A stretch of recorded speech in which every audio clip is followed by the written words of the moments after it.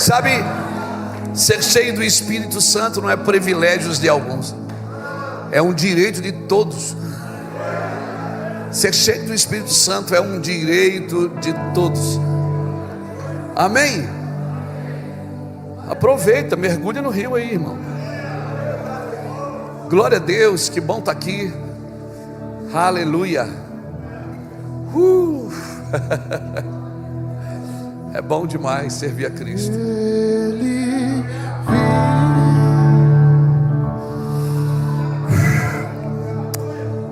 É bom demais servir a Cristo. Bom demais servir a Cristo. É muito bom servir a Cristo. Estou animado. Amém. Eu não estou cansado da igreja. Eu não estou cansado de Jesus. Não estou frustrado com pessoas. Não estou decepcionado com gente. Sabe, quando você se decepciona com pessoas, é porque você deu um lugar para elas que você deveria ter dado para Cristo. Quando você dá o lugar que é de Cristo para Cristo, ninguém mais consegue te decepcionar, te parar. Você fica leve, meu irmão. Então cutuca o irmão que está do seu lado aí, relaxa aí, irmão. Descansa. A única maneira de Deus provar para você que Ele está no controle de tudo é colocar você em situações que você não pode controlar.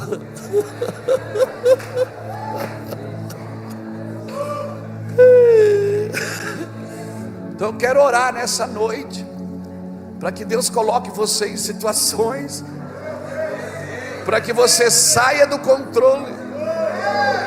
Saia do controle da sua vida. Amém. Amém. É a única maneira de Deus conseguir provar para você. Amém, irmãos? Eu estava pensando nisso hoje à tarde lá na casa do pastor José e da pastora Lulu. Só a única maneira de você entender que é eu que mando, que eu que estou no controle, é permitir que você ande por lugares que você não pode controlar. Você não pode fazer nada para mudar. Então relaxa aí, irmão. Fica solto. Ninguém pode parar um rio que corre para cima. Amém? Fica solto aí, descansa. Eu estava assistindo lá uma das lives da Casa Real, o pastor Juscelio, a pastora Lulu. Ele falou uma coisa ali que muito forte. A Bíblia diz assim: não sejais tolo, mas sábio, remindo o tempo, porque os dias são maus. Olha o que o Senhor fala: não sejais tolo, mas sábio. Qual é a diferença do tolo e do sábio? Está naquilo que ele faz com o seu tempo. Não sejais tolo, mas sábio, remindo o tempo, porque os dias são maus. O Senhor está dizendo o seguinte: sabe qual é a diferença do tolo e do sábio? É aquele que sabe usar bem o seu tempo. Porque tempo é vida. Você trabalha em algum lugar, alguém comprou o seu tempo e está pagando por ele. Na realidade está pagando pela sua vida. Quando você pôs a mão agora para dar uma oferta ou fazer um pix, você não estava dando dinheiro, você estava dando vida, porque você gastou tempo para ganhar esse dinheiro. Então dinheiro é vida. Por isso que a gente tem que ter cuidado da forma que a gente usa o dinheiro do Senhor, porque você não está usando o dinheiro das pessoas, está usando a vida delas. Pegou? Pegou isso? Por isso que talvez eu acho que uma das grandes causas, talvez se não for a maior, que Deus vai tratar da igreja, é a forma com que ela lidar com o dinheiro. Porque ela está lidando com a vida das pessoas. Você trabalhou, você deu o seu tempo para ganhar aquilo, e o tempo que você gastou para ganhar aquele dinheiro nunca mais volta. Aquele foi um tempo que você deu. Amém, irmãos? Então presta atenção nisso. Então não desperdiça muito tempo vindo a Jesus com as suas necessidades. Ele deixou claro, sendo que ele disse: você conhece, eu conheço todas as necessidades antes que você me peça. Eu já sei o que você precisa, o que você quer. Então gaste seu tempo respondendo o meu propósito. Gaste o seu tempo. Então A verdadeira medida, irmãos, de um homem é o que ele está fazendo por alguém que não pode lhe dar nada. Eu acho que essa frase, se não me engano, é de Albert Einstein. Ele fala, a medida de um homem está naquilo que ele pode fazer pelo outro, que não lhe pode dar nada para ele. Esse homem tem valor para Deus e para o mundo, porque ele está fazendo uma coisa que ele não está ganhando nada por aquilo. Ele está fazendo por alguém que pode abençoá-lo, e está fazendo por alguém que não pode abençoá-lo. Amém, querido? Essa é a sua medida. Então, você acredita que Deus tem um plano para você? A gente sempre fala na força do hábito, né? Deus tem um plano para você, pastora Luciana. Na realidade, Deus não tem um plano para mim. Deus tem um plano. E se eu entro em Deus, eu vou fazer parte do plano que Deus tem. O plano não é para mim, o plano é de Deus. Ou eu fico de fora do plano de Deus, ou eu entro no plano de Deus. Eu sou cooperador do plano de Deus, dos propósitos de Deus. Então Deus tem um plano, não é para você, o plano é dele. Ou você entra no plano dele, ou você fica de fora do plano dele. Amém? Amém, irmãos? Então nós precisamos entender isso, porque as pessoas às vezes elas querem customizar o plano de Deus. Deus tem um plano para mim. Às vezes a gente diz, Deus tinha um plano para mim, mas não deu certo. Não é que não deu certo, é que eu saí. Se eu fico, acontece, porque o plano é de Deus, e nenhum dos seus desígnios são frustrados. Deus tem um propósito, falou, está falado. E eu queria falar um pouquinho sobre isso, sobre você viver nesse processo de Deus. E eu quero usar o primeiro homem como base, Adão. Amém? O primeiro homem, porque eu preciso voltar à ideia original. Cada vez que eu perco o rumo, eu preciso voltar não ao passado, mas à ideia original, para saber de como começou, para eu parto dali. Que às vezes as pessoas, pastor Ricardo, elas vivem voltando para o passado, para tentar consertar o futuro. Aí não conserta o futuro e nem vive o presente. Não é o passado que você tem que voltar, você tem que voltar na origem, aonde começou, por que Deus falou aquilo e qual o objetivo daquilo. Tem um propósito, e eu queria falar sobre isso. Irmão, no vale de ossos secos, quem é que levou Ezequiel no vale? Foi Deus. Então Deus estava no meio o vale tinha ausência de Deus? Não, tinha ausência de alinhamento. Quantos lugares que eu já fui que tem a presença de Deus, mas é demais, mas não tem alinhamento. Porque Deus, Ele derrama a sua presença, mas quem alinha é o homem. Por isso Deus estava no meio do vale de ossos secos e foi buscar um homem para alinhar o vale com a sua palavra. Quantos lugares que eu já fui pregar no mundo, chega lá, mano, a presença de Deus é tão forte, mas não tem alinhamento. E Deus não abençoa se não tiver alinhamento, porque tem que alinhar para cumprir um propósito. Amém? Amém, irmãos? Aleluia. Abra sua Bíblia comigo em Gênesis capítulo 1. Por favor, que bom estar aqui, gente. Bom demais.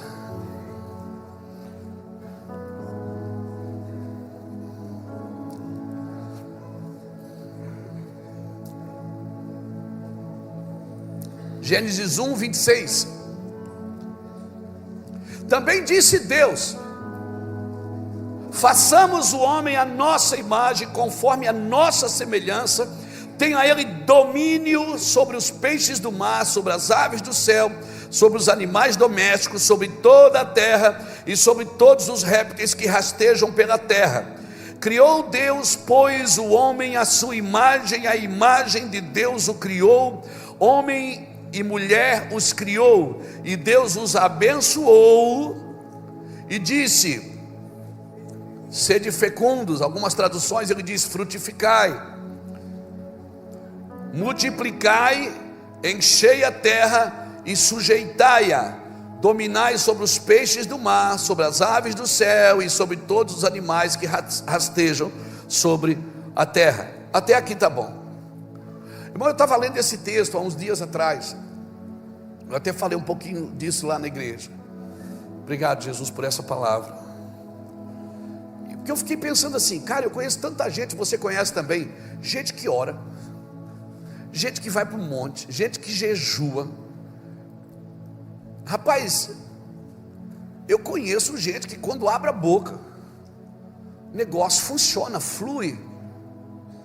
Mas eu fico pensando, por que esse povo que faz tudo isso, vive nesse lugar tão alto, está toda a vida na luta,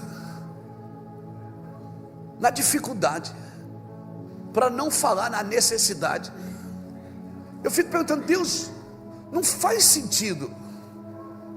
E foi essa palavra que saltou no meu coração, irmãos.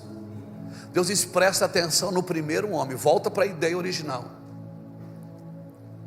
O que é que eu fiz primeiro? Eu disse, abençoou. Ele disse, Luiz, sem a minha bênção você não frutifica. Olha para o processo. Eu abençoei e disse, frutifica, multiplica, sujeita a terra, governa. Ele falou o seguinte, você só pode multiplicar aquilo que frutificou, e você só pode frutificar aquilo que está abençoado. Se não tiver abençoado, pode frutificar de outras maneiras, mas não está debaixo da minha bênção. Então eu fui chamado para andar debaixo da bênção de Deus. A bênção vai fazer o quê? Primeiro Deus fez o que? Ele abençoou, depois ele dá uma ordem. Por quê? Porque não se multiplica sem primeiro abençoar, não se multiplica sem primeiro frutificar. Só vai ser real através de você aquilo que é real para você. Amém? Uma frase que você sempre ouve a gente dizer: você só pode pregar onde você já foi pregado. Amém, querido? Então a ordem de Deus é abençoa, frutifica, multiplica e sujeita. Eu vou repetir, só pode frutificar o que está abençoado, só pode multiplicar o que foi frutificado, e depois de multiplicar, o que é que eu faço? Sujeita isso ao domínio, porque o Senhor diz, sujeitai a terra. Agora como que eu vou sujeitar? Como que eu vou ter autoridade de uma coisa que não é real para mim? Uma coisa que eu não frutifiquei? Não faz sentido. É como eu vender um produto mais barato do que eu paguei. Quanto mais eu vendo, mais prejuízo eu tenho. Eu preciso da bênção de Deus. Por isso que muita gente hoje é vítima daquilo que multiplicou. Muita gente é prisioneiro do que multiplicou, porque multiplicou sem frutificar. Pegou? Estou sendo claro? Amém? Não adianta ser profundo, tem que ser claro. Amém? Tem que ser claro. Quando Jesus disse, eu sou a luz do mundo, ele estava dizendo, eu vou iluminar a vossa ignorância. Porque a luz de Jesus, ela traz luz à minha ignorância. Então eu preciso ser, não é profundo, eu preciso ser claro. As coisas claras, tem gente que é profundo, fala, você não entende nada. Mas a gente diz, meu Deus, que profundo. Tá, mas o que isso fez com você? Mudou sua vida? Ajudou você em alguma coisa? Não. É profundo, mas não é claro. Eu preciso ser claro, irmãos. Porque essa geração é a geração do fast food, a geração do aplicativo, é a geração do rápido. Você pede aqui, já chegou ali. Então, você não pode ser vítima daquilo que você multiplicou. Mas se você não está abençoado com aquilo que você frutificou, quando multiplicar, você vai trabalhar para isso que você multiplicou. Por isso que tem muitos líderes cansados da igreja, muitos crentes cansados da igreja, cansados da família, cansados da empresa. O cara prosperou e não está desfrutando do que Deus deu para ele. Obrigado pelo seu aleluia. Por quê? Porque ele se tornou vítima do que ele multiplicou. Irmão, sem o processo você não desfruta. Você não desfruta. Eu abençoo com aquilo que eu sou. Por que você acha que Deus te abençoa? Ele te abençoa porque Ele é Deus. Deus não tem bênção, Ele é a bênção. Amém? Você só abençoa as pessoas se você é uma bênção. Tanto é que Deus não mandou eu procurar um lugar abençoado. Ele disse: "Se tu uma bênção". Aleluia! Como disse o pastor Juscelio aqui, eu não só abençoo quando eu dou, eu abençoo quando eu reconheço que o outro tem.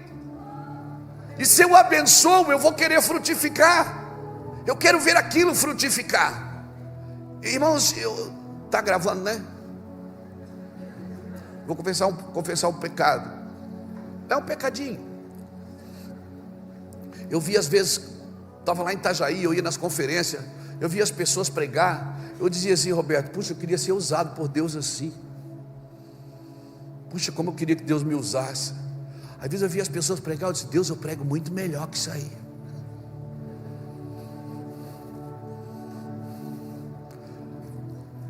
E um dia o Senhor falou comigo: você nunca vai frutificar pensando assim. E eu comecei a chorar, porque Deus fala, irmão, e você sempre perde. Quando Deus fala, Ele mata. É por isso que é melhor ouvir o pregador do que a Deus. E é muito melhor ouvir pregador que não ouve a Deus do que ouvir a Deus. Meu Deus, esse saiu exprimido, irmão. Eu disse: Deus. E eu comecei a chorar e comecei a perguntar, porque eu sou o cara da pergunta. E eu não pergunto para discutir, eu pergunto para aprender. Quando você me vê perguntar alguma coisa para você, é porque eu quero aprender. Eu disse: Deus, como que se frutifica? Ele disse: primeiro, anda debaixo da minha bênção.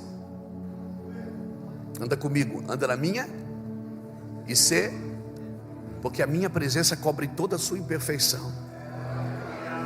É o único lugar, Luiz, que o diabo te respeita. É na minha presença.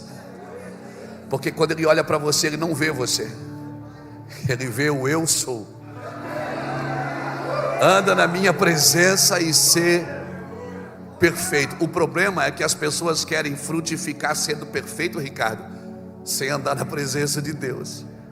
Porque símbolo de perfeição na nossa geração virou homens de resultados. Eles dão resultado, mas não dão fruto. Deus não celebra resultado, Deus celebra fruto. Não está nem no plural, é fruto. É no singular, fruto. Tem muita gente dando resultado, muita medalha para mostrar, mas não está dando fruto. E sabe por que não dá fruto? Porque só dá fruto quem permanece ligado na videira. Quem não permanece não dá fruto. E eu chorei, irmão, e escrevi parte do que eu vou te falar aqui hoje. Há muito tempo atrás eu disse: Deus, como ser frutífero? Ele disse: você ainda não está dando fruto. Eu disse: isso eu sei. Mas como eu posso permanecer nesse lugar? Ele disse: celebra quem já está dando fruto, até que o seu fruto apareça. Enquanto o seu fruto não aparece, comece a celebrar todo mundo que está dando fruto. Porque virou moda na igreja, é só uma pessoa dar fruto, todo mundo começa a atacar ela. Todo mundo está querendo dizer: deu fruto por causa disso, deu fruto por causa daquilo. Fica quieto, irmão. Você nunca vai frutificar. Nunca vai frutificar. E fica tranquilo, porque Deus usa os amigos aí para te pegar também, viu? É melhor lidar com o ódio do inimigo do que com a inveja do amigo. Pegou você? Pois Deus vai fazer você viver isso. Para quê? Para quê, pastor? Porque todos nós precisamos ser provados. Amizade que não foi provada não subsiste. Casamento que não foi provado não subsiste. Empresa que não foi provada, igreja que não foi provada, gente que não tem marca, gente que não tem cicatriz, que não tem feridas, que não tem dores, que nunca passou por problema nenhum. É crente Nutella, irmão. Não suporta quando a guerra vem. Não suporta. Amém? Amém, irmãos? Amém? Então fica tranquilo, é ferro afiando ferro. Pô, eu quero declarar que você vai se decepcionar muito com amigos. Diz, não, pastor, está amarrado, o sangue de Jesus tem poder. Como é precioso, irmão, estar bem junto a ti e junto lado a lado. Aí você diz, esse cara não tem a ver com ele, tem a ver com você. É o que Deus está fazendo em você. Porque só quem ama pode curar, só quem ama pode restaurar, só quem ama pode entrar em lugares. Você não vai curar ninguém que você não ama. Escuta isso, você não vai curar ninguém que você não ama. Visão falha, dom falha, profecia pode você profetizar e falhar, mas o amor nunca. O amor nunca falha. Então, antes de pedir dons, peça amor. Antes de pedir, Paulo está falando em 1 Coríntios capítulo 12 sobre dons. Aí ele para, ele diz, não dá para continuar aqui se eu não falar de amor primeiro. Aí ele volta, fala de amor e diz, mas eu quero dar um dom para vocês muito mais excelente. Aí depois no 14 de 1 Coríntios ele volta a falar de dom de novo. Não peça dom, não peça para multiplicar sem frutificar primeiro. E você não vai frutificar sem a mão do Senhor. Então começa a celebrar todo mundo que está dando fruto ao seu redor. Pastor, mas tem uma igreja, leva uma oferta para eles. Leva uma oferta para a maior igreja da cidade. Mas eles não precisam, mas isso mesmo, quem precisa é você, não é eles.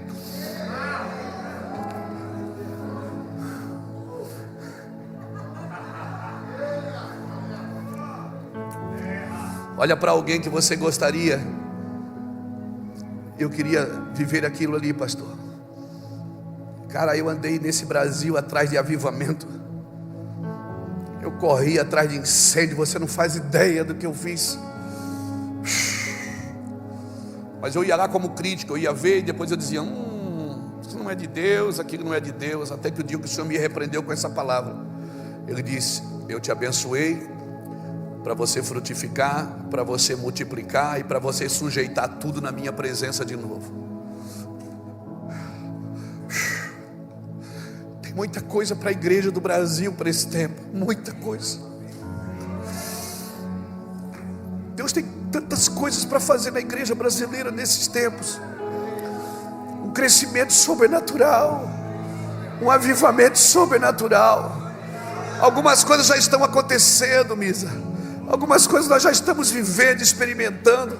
Mas enquanto nós não formos uma igreja encharcada de amor, encharcada de amor, eu não quero saber quem vai pagar a conta, eu pago a conta, eu gasto. Eu não quero saber, vamos rachar, não, eu pago. Eu quero saber se o meu coração não está perdido de ciúmes, de invejas, de intenções malignas. Aleluia, aleluia. Por que você acha, o pastor Juscelio citou aqui, por que você acha que o anjo falou assim para Maria, sabe Isabel, tua prima, ela está esperando um bebê, e já é o 6º mês da gestação. Não, é o 3º, né? Maria ficou 6 meses ou 3 meses lá? 3 meses. Maria ficou 3, então ela estava grávida de 6. Para que o anjo fala isso para Maria? Sabe Isabel, tua prima? Porque Maria era mais velha, a Isabel era mais velha, era uma senhora. Deus estava dizendo para a menina de 13 a 17 anos assim, você não vai conseguir parir sozinha, vai lá aprender com ela.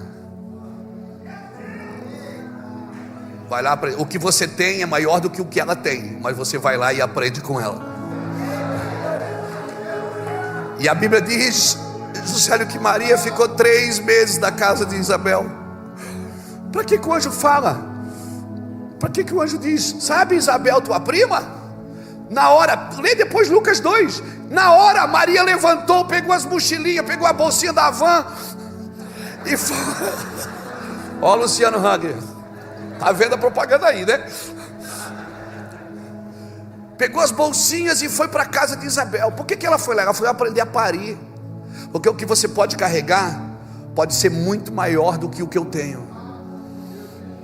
E quem se preza como pai espiritual, como pai ministerial, não tem problema se seus filhos carregam coisas maiores do que eles, desde que eles aprendam a parir. Não é porque o que você tem é maior, não é porque o que você tem é grande, você tem que aprender a parir. Amém, amém. E não pode fazer que nem Joquebede, esconder. Não é só para você o que você está parindo. O que você está parindo é para salvar a nação, é para libertar o planeta. O que você está parindo não adianta esconder na sua casa. Ah, mas é meu filho na fé, é meu filho na fé, é meu filho na fé. Acabei de liberar o Reuel. Reuel, vai para as nações, porque você já está grandão, Reuel. Vai-te embora, vai crescer, você já está grande, vai pregar nas nações, está viajando, está nos Estados Unidos. E eu sofrendo aqui em Campinas, irmão. Charles, chegou a tua vez, vai lá, se prepara. O Charles tocava 2 instrumentos, sino e campainha. Vai lá, Charles, aprende aí, que agora é você que vai sofrer na minha mão agora. E vai chegar um dia que eu vou dizer o mesmo, Charles, vai, quantos já passaram aqui? Você está parindo, não é para você. Você frutifica para quê? Para que você frutifica? Para multiplicar.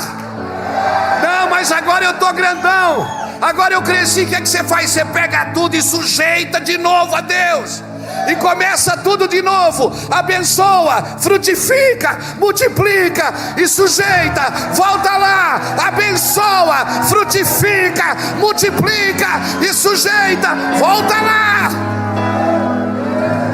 Quando você viver nesse processo de Deus, você nunca vai precisar de adequações inadequadas. Nunca. Você não precisa se adequar a nada, é só fazer o processo que Deus ordenou. Eu te abençoo, você frutifica. Frutifica, multiplica. Sabe o que é multiplicar? É quando sai de você. Frutifica tem a ver com você, você que tem que frutificar. Mas multiplicar não. Multiplicar tem que sair de você. Tem que sair de dentro. Porque não multiplica dentro, frutifica dentro, mas multiplica do lado. Multiplica na frente, multiplica atrás, multiplica em cima, multiplica para todo lado. Você está me entendendo, querido? Porque isso é, o seu ministério vai se manter saudável. Você vai se manter saudável. Ninguém tem a condição de te ofender, ninguém tem a condição de te machucar. Por quê? Porque você entregou esse lugar para Cristo, esse lugar de Cristo. Nenhum homem será um grande líder sem amar muito, e nenhum homem vai amar muito se não for ofendido, se não for ferido, se não for machucado. Ninguém. Essa é a pedagogia de Deus para humilhar você. Por quê? Porque a escola do sofrimento é a única capaz de deixar você parecido com Cristo. Não é a escola teológica que deixa você parecido com Cristo. O que deixa você parecido com Cristo é a pedagogia que Deus usou para Cristo. A pedagogia que Deus usou para Cristo. E parece que a gente não entende. E aí vamos perdendo a voz na liderança, vamos perdendo a mão na liderança. Deus só tira a batuta da nossa mão e dá para outro. Aí diz, por que Deus fez isso? Meu irmão,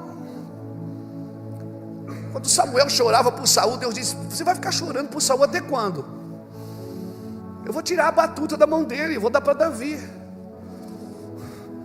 Por quê? Porque ele não frutifica e ele não multiplica.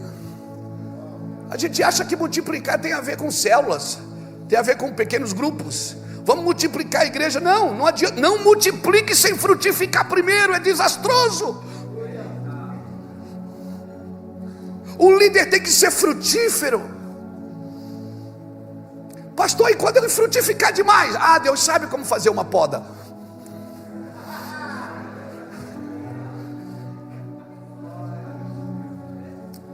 E oxalá o machado seja no galho e não na raiz. Porque se o machado é na raiz, Jordânia, é porque não está dando fruto. Mas se o machado é no galho, Deus está dizendo, eu estou te preparando para dar mais fruto ainda.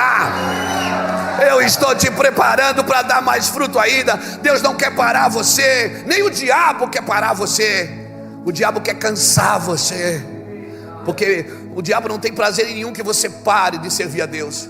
O diabo quer que você sirva a Deus cansado, porque homens cansados não são zelosos. Homens cansados negociam os valores dos princípios de Deus. Frutifica. Eu vou falar. Anda debaixo da mão dele para ser abençoado. Frutifica, multiplica e sujeita tudo. De repente você vai multiplicar algumas pessoas, algumas coisas que não vão querer frutificar, não vão querer se sujeitar. Não tem problema, solta.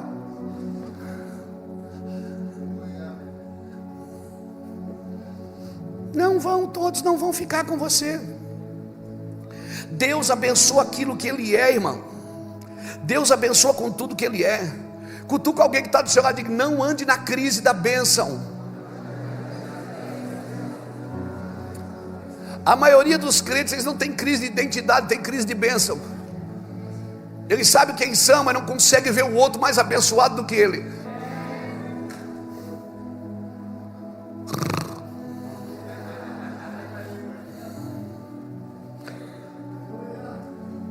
Não consegue ver o outro mais abençoado do que ele. Ele suporta ver o outro comer pão torrado, mas não suporta ver o outro comer caviar. Porque tem que sofrer como eu sofri. Não, irmão. Eu passei madrugada sentado na frente de um 3 em 1, transferindo uma fita cassete para outra, para vender na igreja, para poder pagar passagem de ônibus, que a gente ia pregar. Hoje você ganha oferta, a pessoa dá Pix. Mas antes, meu filho, bati nas costas e disse: obrigado, muito obrigado. Você pensar: como que eu vou voltar? Aí você levava fita cassete para salvar. Aí o pastor Lapa teve a brilhante ideia de fazer umas fitas cassetes do meu testemunho, das trevas para a luz. Luiz Hermínio, das trevas para a luz. Aí ele me levou na casa dele, uma Polaroid, aquela máquina Polaroid que já saía foto, acendeu uma luz e botou eu embaixo da luz. Luiz, estende a mão assim, ó, e faz assim, ó. Eu fiquei debaixo da luz assim, ó. Vai lá no meu escritório, você vê a fita, está lá até hoje. O Lapa um dia me paga. Um dia ele vai me pagar isso, irmão. E as trevas, das trevas para... Quantas noites eu fiquei sentado na frente de um 3 em 1, a madrugada inteira. Às vezes você dormia, esquecia de virar a fita, gravava os dois lados de um lado só. Aí a pessoa diz: pastor, não dá para entender nada. Eu disse: é oração em línguas, irmão, é oração em línguas. Oração em línguas, dá tudo certo. Mas do outro lado não tem nada, é silêncio. Medita, medita. Medita, silêncio. Deus quer que você fique em silêncio. Meditação. Não estou brincando, gente, mas era terrível. Quantas noites eu passei ali, cara. Aí agora você olha para o lado, olha para frente, olha para trás, olha para todo canto, a igreja crescendo, nascendo em todo lugar. É pessoas do mundo inteiro. Estava falando com o Juscelio quando eu estava vindo de carro para cá. Hoje cheguei na casa dele, um milionário dos Estados Unidos me ligou, que estava em pranto, chorando com um vídeo que assistiu. Luiz, cara, eu preciso mudar de vida, cara, eu preciso fazer alguma coisa. O cara é milionário. Mas porque eu não sou canalha. Se eu fosse canalha eu estava podre de rico. Mas alguém que assistiu uma mensagem e foi pego por Jesus. Aí hoje a gente vê as coisas crescendo, a gente diz assim: ah, não, tem que passar o preço que eu passei. Hoje eu fui ver a igreja de Campinas, eu pensei: cara, eu vou vir congregar com o Juscelio. Eu disse: Jean, você vai pastorear lá em Itajaí, eu venho para cá. Irmão, eu me alegro de ver as coisas se multiplicando. E elas só estão se multiplicando porque elas nasceram no lugar que frutificou. Sem frutificação não há multiplicação. Por isso, Deus vai para tudo que se multiplicou sem Ele. Você pode escrever aí: Deus vai para tudo que se multiplicou sem Ele. Na sua igreja não vai permanecer. Tudo que se multiplicou sem a presença dele, sem frutificar. Homens e mulheres que não frutificaram na presença de Deus, estão vendendo um produto de púlpito que nem eles compram, cobrando de pessoas princípios que nem eles foram salvos por eles. Se preparem, irmãos. Falamos de avivamento, queremos um avivamento, mas Deus tem uma ordem. E volte à ideia original: eu te abençoo para você frutificar, para depois de frutificar se multiplicar através de você, e depois tiver tudo grande, cheio, bonito, você vem com tudo numa bandeja e me entrega, e começa tudo de novo. Aleluia, aleluia. Alguém pode dar glória a Deus por isso? Aleluia. Então quer dizer que Deus não tem uma bênção para mim? Não. Deus é uma bênção para você. Efésios 1:3 diz o quê? Bendito seja o Deus e Pai de nosso Senhor Jesus Cristo, a qual nos abençoou com toda sorte de bênçãos espirituais. Aonde? Nas regiões celestiais. Em quem? Em Cristo. Então, se eu estou em Cristo, eu estou na bênção. Tem orações minhas que são redundantes, tem campanhas que eu faço na igreja que já são redundantes. Eu já sou abençoado porque eu estou em Cristo. Mas espera aí, o que é que Deus vai fazer então? Olha comigo. Olhe para cá, por favor, para você pegar isso. Deus me deu uma bênção. Deus é uma bênção na minha vida. E eu pego essa bênção que o Senhor me entregou, que é Ele, para mim crescer em quem? Nele. Mas isso não vai crescer, cresce. Filipenses capítulo 1, versículo 6 diz o quê? Tendo por certo que aquele que começou a boa obra na sua vida, a aperfeiçoará até o dia de Cristo Jesus. Então você já recebeu tudo? Já está tudo aí? Já. Não busque coisas que você já tem. Não espere por coisas que já estão em você. Agora o que vai acontecer? Eu serei aperfeiçoado nisso. Isso é frutificar. É quando eu permito que Deus frutifique em mim o que Ele deu a mim. É meu, está aqui. Mas agora eu faço o quê? Tendo por certo que aquele que começou a boa obra aperfeiçoará.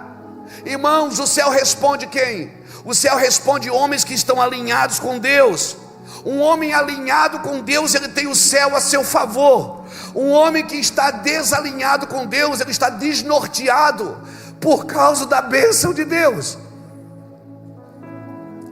O homem que está alinhado com o Senhor, ele tem o céu a seu favor. Amém? Um homem alinhado tem o céu a seu favor. Por que ele chamou apóstolos? A Bíblia diz que ele pôs quem é que põe? Ele. Tem gente que se pôs, não foi Deus que pôs. Tem gente que se ungiu, não foi Deus que ungiu. Como assim, pastor? Meu irmão, Deus pôs para apóstolos, outros para profetas, pôs cada um como quis. Ele chamou os 5 ministérios, ele pôs. Qual é a primeira tarefa dos 5 ministérios na igreja? O aperfeiçoamento dos santos. Então, se você é um líder numa igreja, o seu trabalho ali não é dar bênção para ninguém, é aperfeiçoar aqueles que foram abençoados por Cristo. O aperfeiçoamento dos santos. Depois vem o quê? O desempenho do ministério. Primeiro frutifica, depois multiplica. Efésios 4:12. Olha aqui, com vista ao aperfeiçoamento dos santos para o desempenho do seu serviço, para a edificação do corpo. Então, por favor, entenda, Deus tem um caminho a ser percorrido. Jesus deixou claro quando ele disse: eu sou o caminho, a verdade e a vida. O átrio do tabernáculo, depois vinha o lugar santo, depois vinha o santo dos santos. Ninguém entrava correndo no santo dos santos. Tinha que fazer o caminho, tinha que lavar a mão na pia de bronze, tinha que entrar, tinha que passar pelo pão da proposição, pelo candelabro, tinha que sacrificar o animal primeiro, tinha um processo. Por favor, se você quiser guardar uma frase dessa mensagem, guarde essa: não multiplique aquilo que não foi frutificado. Não multiplique. Não multiplique.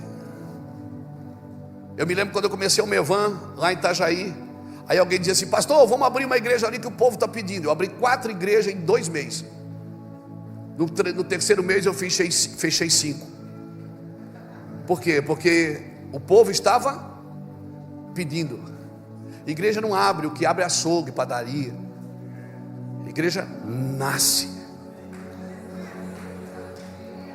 Eu abri por uma necessidade do povo, não era por uma vontade de Deus.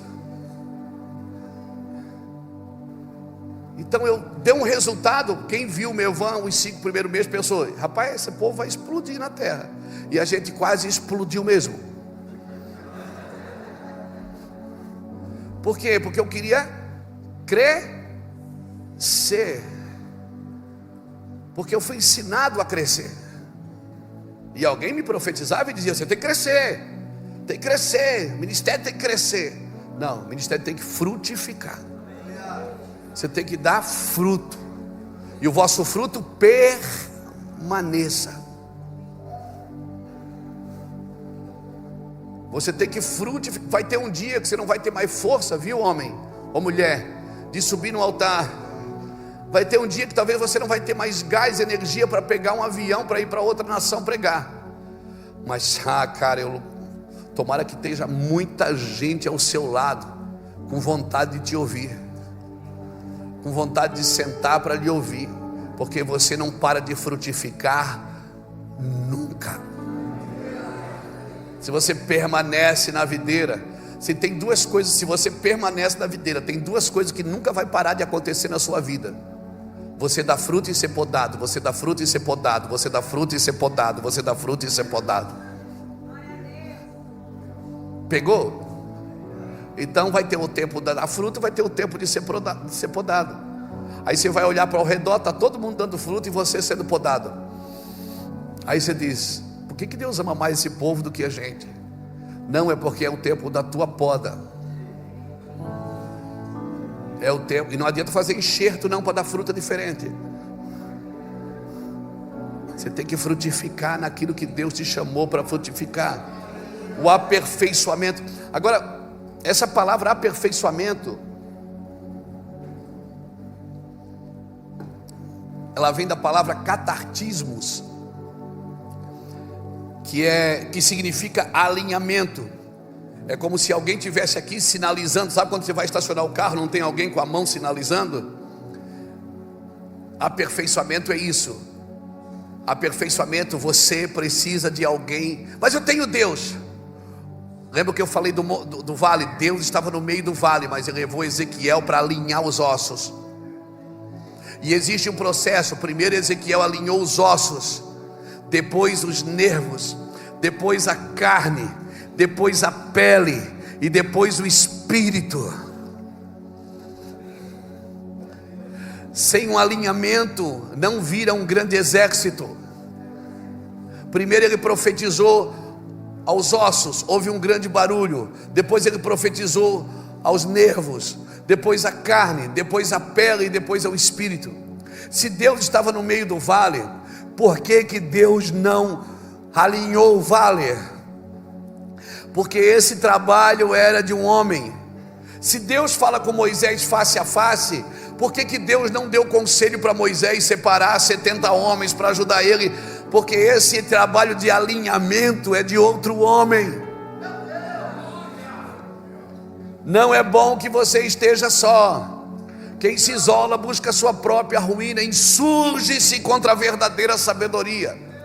Tem coisas que só o Espírito pode te dar, mas tem coisas que só outro homem pode fazer por você. Não ande sozinho. Não faça nada sozinho. Aperfeiçoamento, catartismo, significa alinhamento, sinalizar com a mão para alguém. Então, veja bem, quando eu entendo isso, eu estou entrando num lugar de discernimento. A partir do discernimento vem o quê? Um alinhamento. A partir do alinhamento vem o quê? Um derramamento. Não vai ter derramamento sem alinhamento. O Espírito só desceu depois que os ossos tinham pele, tinham carne, tinham nervos. Depois o Espírito desceu. Olha para a profecia de Joel: eu vou fazer isso, os sacerdotes vão chorar, o noivo vai deixar a sua recâmara, a noiva vai deixar o seu tálamo, eu vou devolver o que o gafanhoto roubou, e depois disso derramarei do meu Espírito sobre toda a carne, vossos filhos e vossas filhas profetizarão. Ele vem alinhando, vem alinhando, vem alinhando, vem alinhando, vem alinhando. Depois diz: depois dessas coisas eu derramarei do meu Espírito. Por isso que um casal pode ter dinheiro, pode ter sexo, pode ter riquezas, mas precisa ter alinhamento no propósito. Lembra quando Adão viu Eva, o que é que ele disse para ela? Ossos dos meus ossos, carne da minha carne. Você lembra de Jesus na cruz? Foi ferido, foi machucado, foi chicoteado, foi pisoteado, foi cuspido, mas nenhum osso. Por quê? Porque quando ressuscita, tem que ressuscitar alinhado. Pode ter ferida, pode ter marca, pode ter furo na mão, não pode ter osso quebrado. Então todo o corpo de Cristo que está nascendo, ele precisa estar alinhado. Casamento precisa estar alinhado. Ossos dos meus ossos, carne da minha carne. O que é que ele estava dizendo? Nós somos um, nós temos que estar alinhados no mesmo propósito. Amém, irmãos? Então muitos estão debaixo da glória de Deus. Estão, pastor. Você conhece, Juscelio, eu conheço, e todo mundo aqui conhece gente cheia do Espírito Santo, mas totalmente desalinhada com o propósito de Deus. E tem gente que não está nem com vontade de se alinhar. Por isso que espiritualiza tudo, até os seus defeitos. É porque Deus tem um propósito para eles. Eu preciso de alinhamento. Eu preciso de alinhamento. Não é o osso que decide que osso vai ficar. Quando um homem liberou a palavra, ele disse: ossos secos vivam. A Bíblia diz que cada osso correu para onde? Para o seu osso. O osso da mão não correu para a cabeça, ele correu para a mão. É isso que a profecia faz, é isso que a unção faz. Ela alinha o corpo inteiro. Amém? Amém? Amém? O apóstolo pode ser apóstolo, o diácono pode ser diácono, o pastor pode ser pastor, e ninguém vai se sentir maior do que o outro. Porque até um membro do corpo que é menos desonroso, a esse precisamos honrar mais. Você está me entendendo? Quando a unção vem para o lugar, quando a profecia vem, e isso Deus espera de nós, não é isso, Deus não quer fazer. Deus separou homens, mulheres para os 5 ministérios. Ele separou, Ele pôs para um aperfeiçoamento. Quem faz isso é o homem, não é Deus. Quem alinha os ossos no vale é o homem, não é Deus. Por isso não espere coisas de Deus para a sua igreja, para o seu ministério, para o seu casamento. Quem tem que fazer é você. Aleluia. E alinhamento não é por ferramentas. Não adianta botar no torno para alinhar, porque catartismos é um alinhamento. Alinhamento não é por ferramenta. Paulo não estava pensando em uma ferramenta para alinhar o corpo, mas uma pessoa que vai alinhando os ossos. É como é que chama? O quiropraxia, ou quiropraxista. O que é que ele faz? Ele vai alinhando você, para botando o osso no lugar, torce teu corpo e clá, Bota o cara, clá, ai! Alinhar dói. Dói alinhar. Amém? Andar no corpo dói. O quiropraxista ou a quiropraxia é um homem que coloca ossos no lugar. Então não adianta a gente andar junto se a gente não estiver alinhado no mesmo propósito. Não adianta andar junto sem estar alinhado. Um poderoso exército é poderoso pelo seu alinhamento. Amém? E eu preciso entender isso. A bênção, ela já foi recebida. Você recebeu Deus, Deus é a bênção. E está tudo no pacote, está tudo no Espírito Santo. Bênção já recebida ou bênção a receber. Mas às vezes eu me comporto como se eu tivesse que receber algo ainda, Luciano. Isso atrasa aquilo que Deus tem para a sua vida, querido. Jesus disse: eu não vim trazer paz, mas eu vim trazer guerra, eu vim trazer fogo. E o que eu mais queria é que você já fosse incendiado. Eu queria que você já estivesse queimando. Jesus está dizendo isso. Irmãos, quando o homem pecou, o que é que ele perdeu? A coisa mais importante que ele perdeu, qual foi? A consciência da bênção já recebida.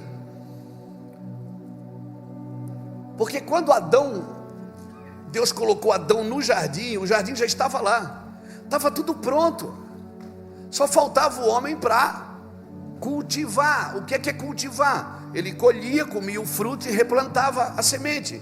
Colhia, comia o fruto e replantava a semente. O jardim já estava pronto. Mas ao pecar, esse homem, ele perdeu a consciência que a bênção já estava recebida, o crédito. E agora ele tem uma expectativa da bênção que está por vir. Por isso que Deus disse: agora você vai lavrar a terra da qual foste tirado. Deus estava dizendo o seguinte: agora você vai ter que plantar e ter uma expectativa de colher. Antes, quando eu fiz você vivia no crédito. Por quê? Porque quando eu fiz você já estava tudo ali. Você só precisava cultivar o jardim. Então, irmãos, eu ouso falar, talvez eu esteja errado, mas eu acho que não. Na minha, como diz o Djalma, na minha imaginação santificada, antes da queda, qual era o trabalho do homem? Fornecer, dar, viabilizar. E depois da queda, consumir, receber e cobrar. E quando nós viemos para a igreja, depois de Cristo, aceitamos a Cristo, viemos servir a Cristo, mas a nossa mente não mudou. Nós ainda estamos com a mesma consciência de cobrar, de receber, de consumir. Nós deixamos de ser doadores para ser consumidores. Irmãos, isso vai tornando a gente, sabe o que? Carente. Carente é aquele que cria uma expectativa para receber uma coisa que ele não vai receber. Por quê? Porque ele já tem.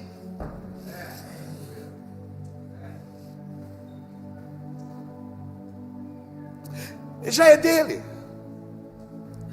Mas se não bastasse, a nossa falta de sabedoria, às vezes quando estamos ministrando, é: quem veio buscar a sua bênção? Quando eu deveria trazer para essa pessoa uma consciência de tudo que ela vai ser, vai ter e vai fazer, já está embutido nela. Ela já é uma bênção, ela já está ali. Mas daí nós deixamos de ser doadores. A expectativa agora não é mais de crédito, é de dívida. Nós deixamos de ser doadores e passamos a ser consumidores. E Deus não alimenta gente carente. Deus não alimenta o carente. Deus não tem pena de você. Você precisa saber quem você é. E você não vai saber quem você é a não ser por Deus, porque é Ele que vai trazer essa consciência para você de crédito e não de débito. Liderança não é um lugar de gente carente. Igreja não é um lugar de gente carente, principalmente no púlpito, principalmente na liderança. Pessoas carentes cuidando de outras pessoas carentes. Quando um carente cuida de outro, ele está sempre cobrando do outro. Liderança não é lugar de gente carente, que não venceu a rejeição. Mas como é que eu vou vencer a rejeição? Sendo rejeitado até vencer. O dia que Cristo for suficiente para você, nada mais além de Cristo. Ele já me abençoou, artigo definido, com toda sorte de bênção existentes nas regiões celestiais em Cristo Jesus. Se eu estou em Cristo, eu estou abençoado. Eu estou abençoado. Mas por que as pessoas não veem isso em mim então, Ricardo? Porque eu ainda estou frutificando. Eu ainda não multipliquei essa bênção para fora. Eu estou frutificando. Aleluia. Eu preciso entender isso. Um carente não pode querer cuidar de outro carente, porque carente mendiga relacionamento. Carente ama ser discipulador. Por quê? Porque não tem lugar melhor para esconder o nosso problema do que no problema dos outros.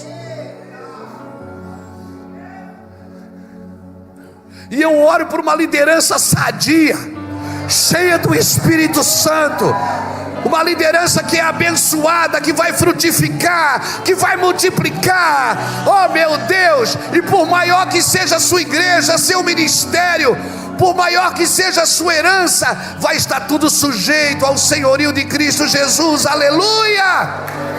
Aleluia! Alguém levanta a mão e solta esse leão que está aí dentro.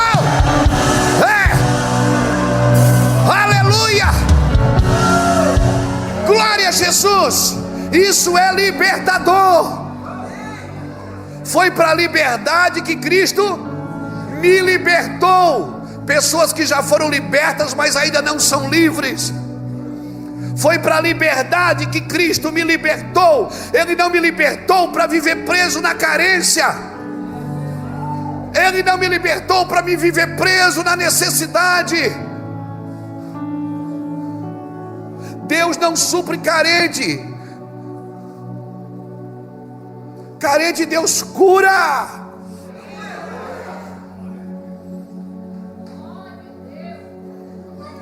Eu vou voltar aqui. Você me segura aí. Me ama. Diga para a pessoa que está assim: o pastor Luiz é legal. Diga para ele: você vai amar ele ainda. Fala para a pessoa aí: você vai amar ele ainda. É que hoje ele está meio profético. Fala assim. O carente ama ser discipulador, por quê? Porque é a forma de se relacionar com o outro sempre por cima.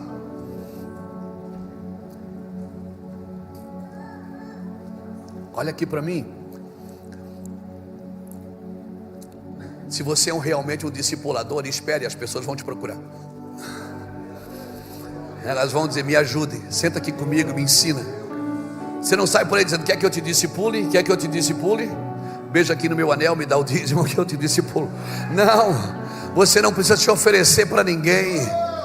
Amém? Você não precisa, porque todas as pessoas que estão frutificando, uma hora, isso vai multiplicar para fora. Vai tocar a cidade, vai tocar o estado, vai tocar a nação, vai tocar outros ministérios. Você vai frutificar, fica tranquilo, você vai frutificar. Mas não antes de ser podado, mas não antes de passar por ofensas. E é fácil você discernir o carente. Ele quer sempre ser o centro de tudo.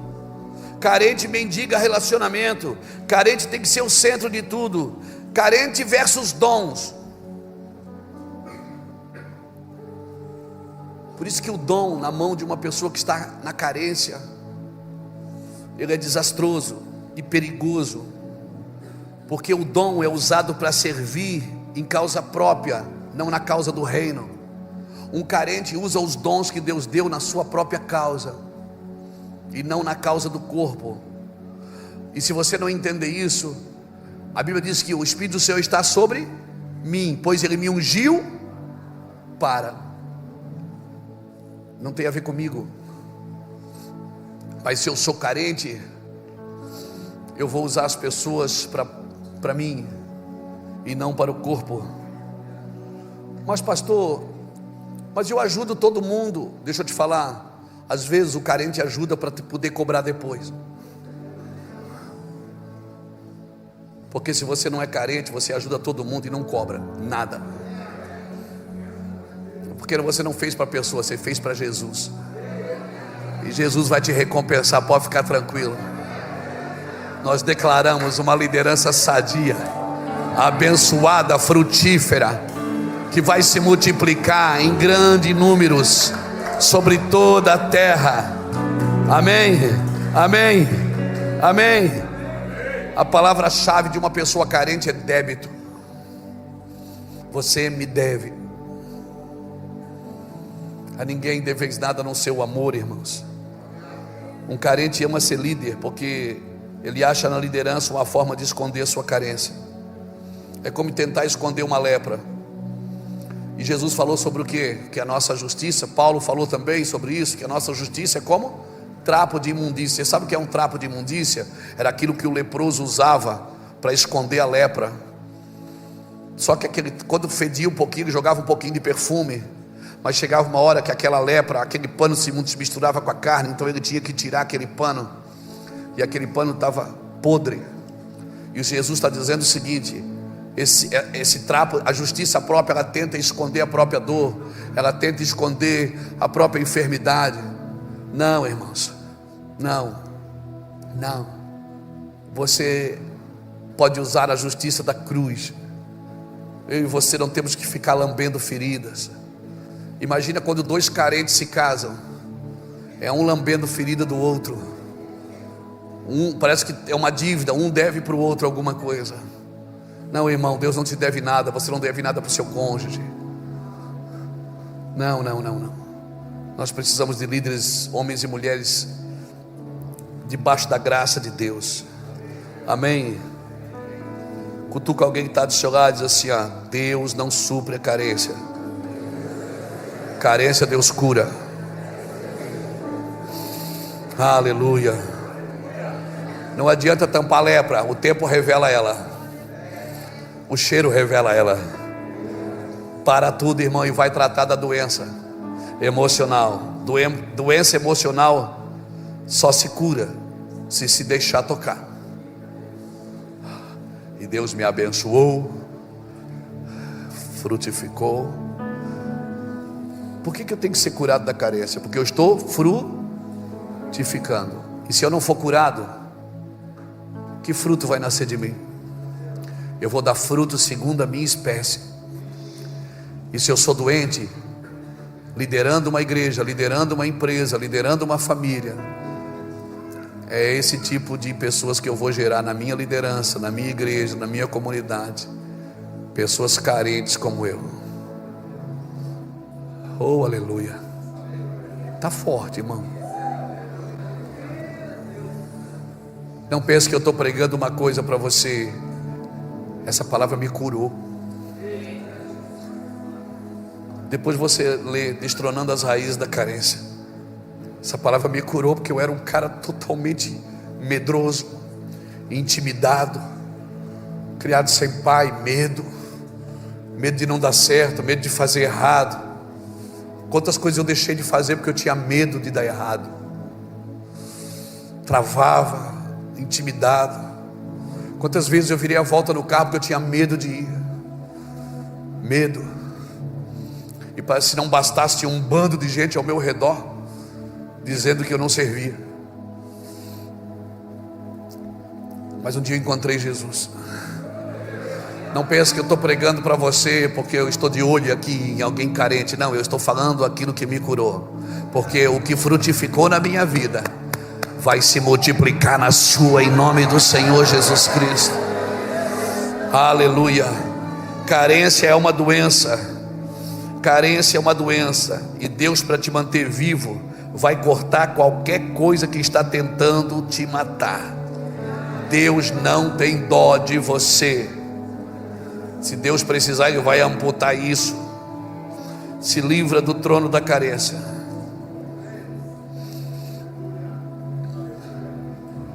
Sabe que um crente nunca precisaria orar para Deus mudar a vida do outro. Ele deveria orar para Deus mudar a vida dele.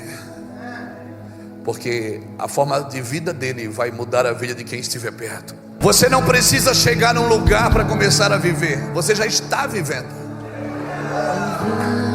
Você já está vivendo. Você pode se livrar disso agora. Deixa eu te falar uma coisa. Quando Adão pecou, ele correu numa árvore e se cobriu com folhas de figueiras. E quando Deus entra no jardim, ele se esconde. Adão não precisava de uma adequação inadequada para esperar a Deus. Se ele estivesse nu esperando a Deus, no mesmo lugar que Deus vinha todos os dias no crepúsculo, ele disse: Senhor, eu ouvi a tua voz e tive medo porque eu estou nu. E o Senhor disse: quem falou que você está nu? Eu venho aqui todo dia, eu vejo você nu, cara. É que você não se via nu.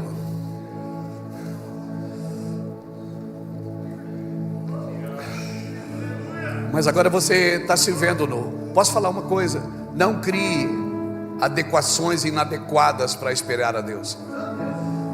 Venha nu. Se mostre nu, porque deixa que Ele, naquele dia, Deus matou um animal. De animal. Porque não há remissão sem sangue.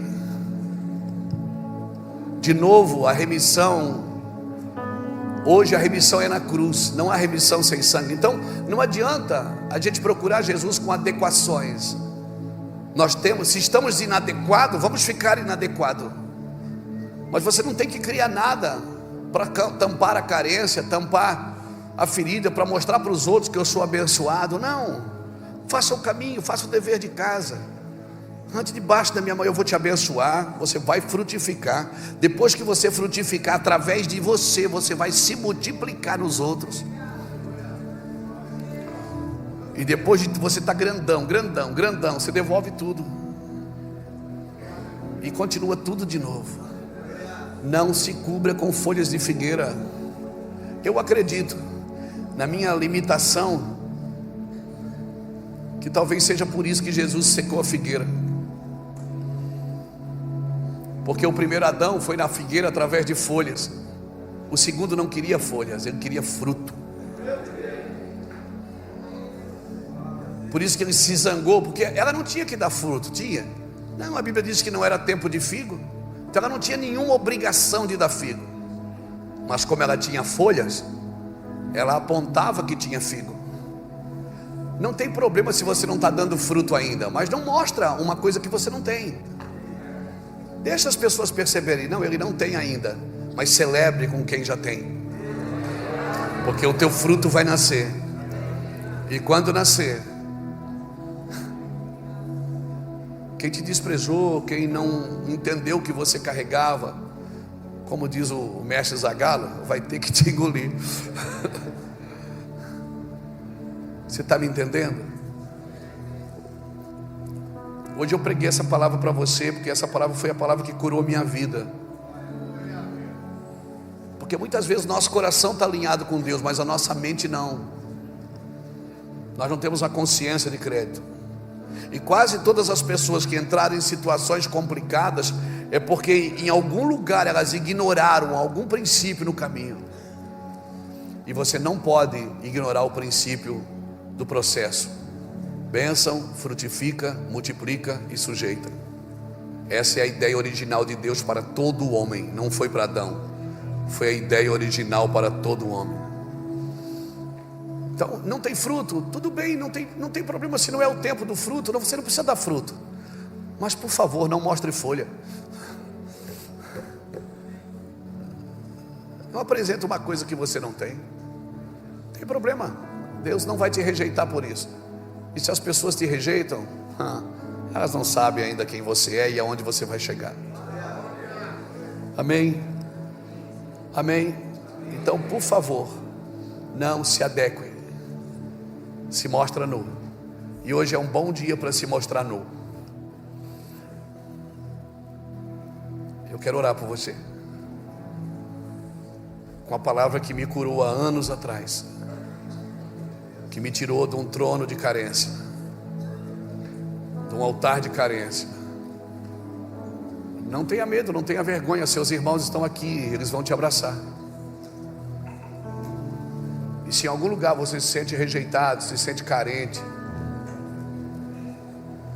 criou expectativas na pessoa, criou expectativas no casamento, criou expectativas aqui, ali ou lá, e não recebe esse lugar, fique tranquilo, você vai devolver esse lugar hoje para Cristo, e nunca mais você vai se sentir carente. Aleluia. Sabe, uma das coisas que contribuíram para a minha vida foi ter me sentido carente há anos atrás, assim que eu comecei no ministério. Por que, Vânios? Porque essa carência de não me sentir amado por ninguém, de me sentir rejeitado por todos, me empurrou para o quarto, e eu fui buscar Jesus. E Jesus disse: você não precisa amar só quando te amam, você não precisa fazer só quando te reconhecem, você pode reconhecer agora quem já está dando fruto. Cara, isso levou dias, mas meses, talvez anos, mas mudou minha vida. Mudou minha vida. Então, tudo que não é Deus, irmão, depende de Deus. Tudo que não é Deus depende de Deus. Nós não podemos ter líderes carentes com o microfone na mão. Nós não podemos ter ministros carentes com instrumentos na mão. Nós não podemos ter líderes nos grupos, nos PGs, nas células, nos ministérios, que vivem lambendo carência, porque eles vão maltratar os outros. Quando Deus quer curar a gente, eu louvo a Deus, irmãos, porque, cara, isso ficou tão leve para mim, tão leve. Eu falo diante de Deus, eu não estou aqui para falar de mim, eu estou aqui para pregar sobre o Evangelho. Mas isso mudou tanto a minha vida. Isso eu aprendi na igreja, porque quem unge é o Espírito Santo, mas quem te treina é a igreja. Quem te treina são outras pessoas. Quem alinha os ossos é um homem. Deixa esses homens passar, deixa esses quiropraxistas passar pela sua vida e colocar os ossos no lugar. Fica tranquilo, não vai quebrar. O osso do corpo não vai quebrar. Amém? Jesus está ressuscitando. Ele já veio uma vez, ele veio pelos pecadores, mas ele não virá mais pelos pecadores, ele virá pelos arrependidos. Ele vai voltar pelos arrependidos. Amém, irmãos? Amém? Então Deus está fazendo algo aqui hoje na sua vida. Você vai perceber com o tempo que a sua vida vai mudar. A sua consciência de pedinte vai se tornar uma consciência de provedor. A sua consciência de carente vai se tornar uma consciência de doador. Você vai conseguir amar quando não te amam, né? Né, Ricardo? É bom, não é? É bom ser pai quando não se teve um.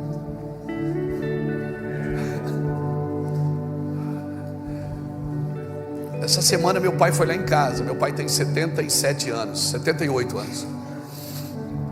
Ele comprou outro caminhão e foi lá perguntar para mim o que eu achava, pedir conselho. O pai está comprando um caminhão assim, assim. Eu aconselhando o meu velho, que foi embora de casa quando eu tinha 13 anos. Que eu desejava, o sonho da minha vida era matar ele quando eu era jovem. Ele estava lá sentado na minha mesa, almoçando comigo e fazendo perguntas sobre negócio.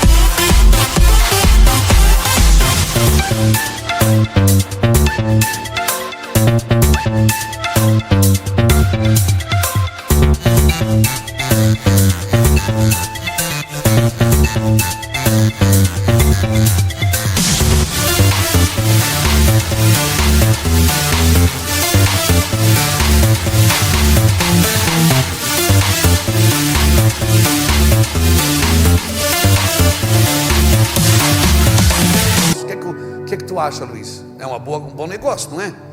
Eu digo, pai tem que considerar as probabilidades. O que é isso? Eu disse, pai, tem que considerar se esse caminhão, os pneus estão bons, se o ano dele é bom.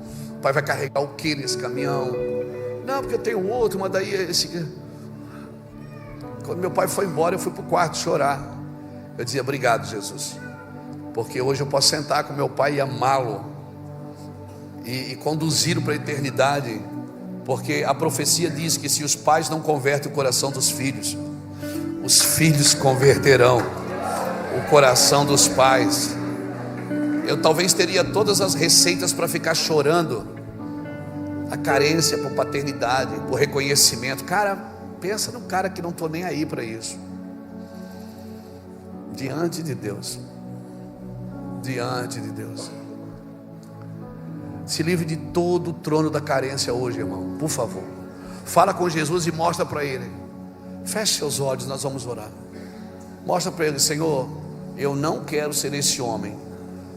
Eu não vou ser esse homem que vai maltratar os filhos, maltratar a empresa, maltratar a igreja, maltratar vizinhos, maltratar pessoas, porque estou carente. Quando nós trouxemos você para a mesa, não foi para alimentar a sua carência. Você pode ter uma coisa, esperar uma coisa de nós, do Ministério Mevan. Nós não temos dó de você. Não coloque suas expectativas em nós. Não coloque.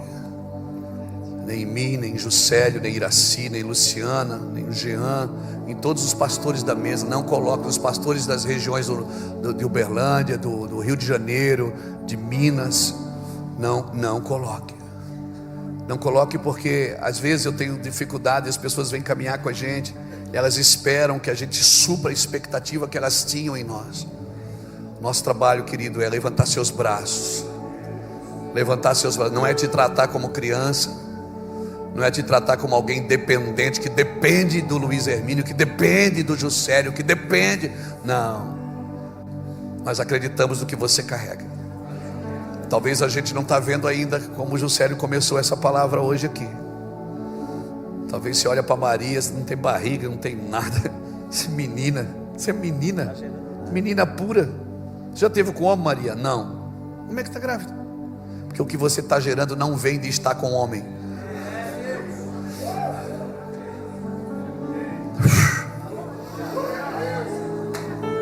Não vem. Nós, os homens, vamos ajudar a alinhar seu ministério, mas tem uma unção que tem uma semente que vai ser engendrada no seu ventre profético pelo Espírito de Deus. Maria perguntou: como que eu posso ter filho? Eu nunca estive com um homem. Ele disse: mas descerá sobre ti o Espírito Santo. Então, irmãos, não tente nos levar para um lugar que a gente já saiu dele. Nosso trabalho é tirar você de lá também. E nós sabemos que você tem potencial. Então eu falo isso aos pastores e às pastoras que caminham conosco com muito cuidado, muito zelo e muito respeito. Amém? Não coloque suas expectativas em nós. Nós sabemos que você tem, está tudo aí dentro. E nós vamos puxar, provocar você até o fruto que você dá se multiplique no lugar que você está. Amém? Que Deus os abençoe em nome de Jesus.